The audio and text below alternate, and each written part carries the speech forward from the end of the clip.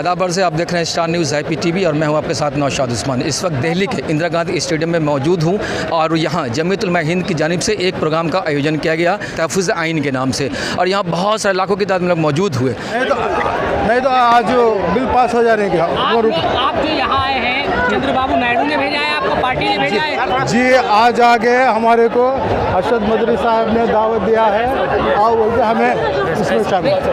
नहीं, पार्टी की तरफ से ही आप आए हैं, पार्टी ने आपको भेजा है? मैं एज ए मुसलमान के हैसियत से मैं आया हूँ और पार्टी का मैं अक़लियत सेल का सदर था 14 साल और नायब सदर भी हूँ। जो भी मुसलमानों का मसाइल है, तकलीफ़ है, वहाँ हमें मौजूद है। अच्छा अमीर साहब, ये बताओ कि 15 दिसंबर को जो प्रोग्राम होगा उसमें वज़ीर आला आएंगे? हम कोशिश करते हैं, उनको जाके दावत देते हैं, ज़रूर से ज़रूर वो आएंगे। सर, बीजेपी तो साफ तौर पे ये कहती है कि वो वक्त संशोधन बिल ले करके आएगी, आप उसकी सहयोगी पार्टी हैं, तो फिर कैसे बीच का रास्ता निकलेगा? देखेंगे आने वाले दिनों में क्या होता है बोल के। ज़रूर से ज़रूर इसके चंद्रबाबू नायडू साहब पहले से बोलते हैं मेरे 2 आंख हैं, हिंदू और मुसलमान। मैं ऑलरेडी कह दिया है, जो भी आंख को नुकसान पहुंचेगा, पूरा शरीर को दर्द होता है, ऐसे ही उन्होंने आगे वो ख्याल रखा। सर, आज के प्रोग्राम के मुताल्लिक क्या कहना चाह रहे हैं? भाई, आज के प्रोग्राम के मुताल्लिक तो हमारे हज़रत ने जो कुछ कहना था सब कह दिया। अब उसमें कुछ कहने की ज़रूरत बाकी तो रह नहीं गई है। हर मौजू के ऊपर हज़रत ने जो है पूरी तफसील के साथ बातचीत की है, और ख़ास करके मैं वक्फ़ तरमीम बिल के सिलसिले में कहना चाहता हूँ कि गवर्नमेंट कोई भी कानून, कोई भी चीज़ ले करके आए तो जिससे मुताल्लिक़ हो सबसे पहले उससे मशवरा करना चाहिए, अगर उसके अंदर खैरख़्वाही का जज्बा है तो। और अगर खैरख़्वाही का जज्बा नहीं तो यूँ ही आदमी मतलब जो है वक्फ़ तरमीम बिल या इस तरह की कोई भी बिल ले करके आ जाए, उससे कोई फ़ायदा नहीं होता। ना मुसलमान का फ़ायदा होता है, ना जिसके मुतालिक लाया जाता है उसका कोई फ़ायदा। ये अभी अरशद मदनी साहब ने कहा कि चंद्रबाबू नायडू जो है इस बिल को रुकवाएंगे, क्या ऐसा आपको लग रहा है? नहीं, ये इसके मुतालिक तो हमें पूरी तफसील से मालूम नहीं है, लेकिन उनके नुमाइंदे ने मतलब इसकी तरफ इशारा किया है। उससे पता चलता है कि अगर वो वाकई में सेकुलर जहन के हैं तो ज़रूर रुकवाएंगे, रुकवा सकते हैं, इसमें कोई वो बात नहीं है। अलायंस होना एक अलग बात है, और इस सिलसिले में जो है जैसे कि उनका सेकुलर जहन है तो वो रुकवा सकते हैं इसमें।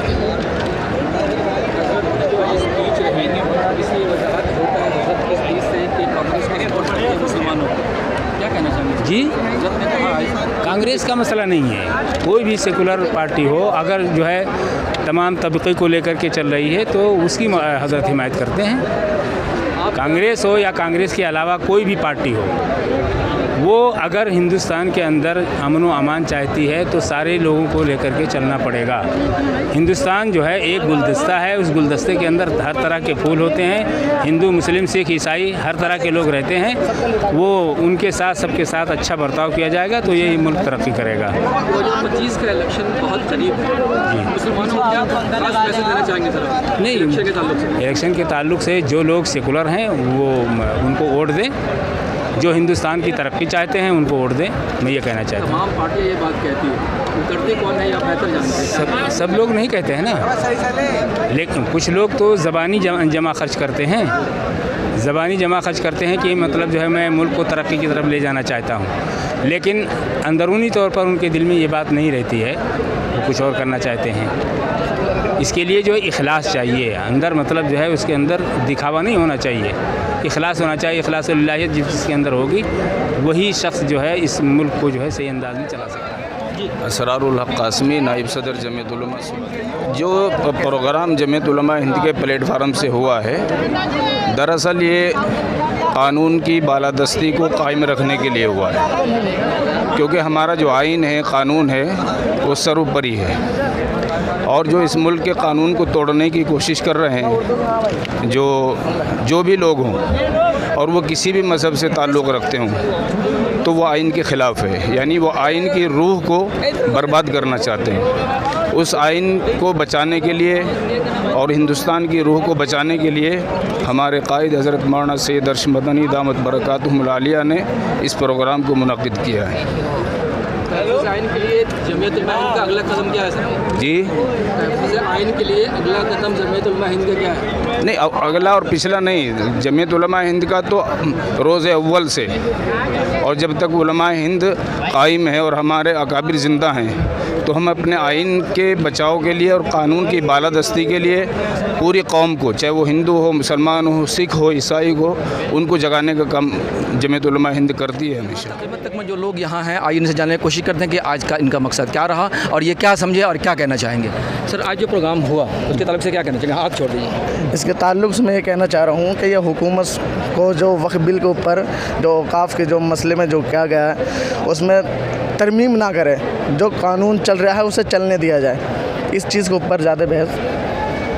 और हज़रत ने क्या मैसेज दिया, आपने क्या समझा? हज़रत ने अमन और अमान का मैसेज दिया। हज़रत अमन के साथ रहें, हिंदू मुसलमान भाईचारे का एक मिसाल कायम करें और दे हमारा तो कायम ही शुरू से अमन अमान का ही है। आपका क्या नाम है? मोहम्मद नफ़ीस सिद्दीकी। क्या कहते हैं आप, क्या करते हैं? मैं एक मदरसा चलाता हूँ। कौन से इलाके में? जामिया खुशहाल पार्क, लोनी। माशाल्लाह। क्या नाम है आपका? मेरा नाम मोहम्मद मुनव्वर कासमी, मैं नायब सदर तहसील ऊन ज़िला शामली।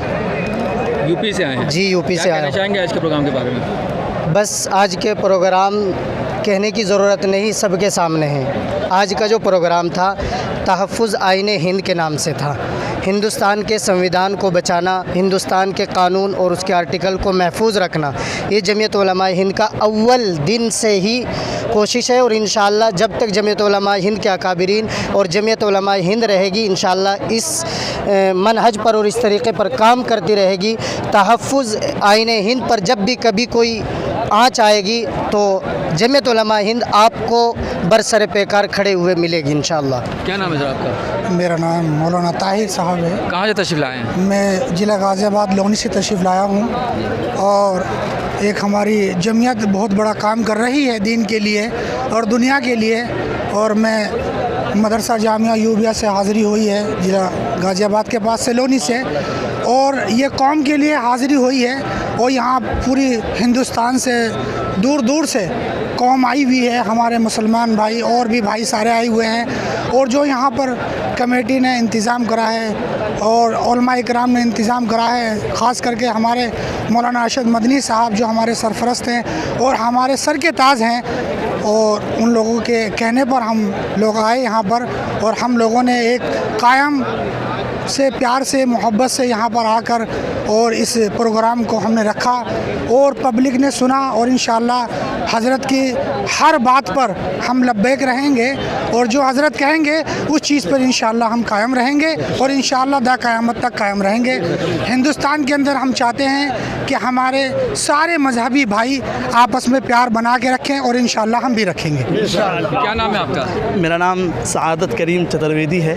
कहाँ से तशरीफ़ लाए हैं? बिल्कुल आपके करीब दिल्ली में ही गोंडा एक इलाका है, वहीं पर एक इदारे में खिदमत अंजाम दे रहा हूँ।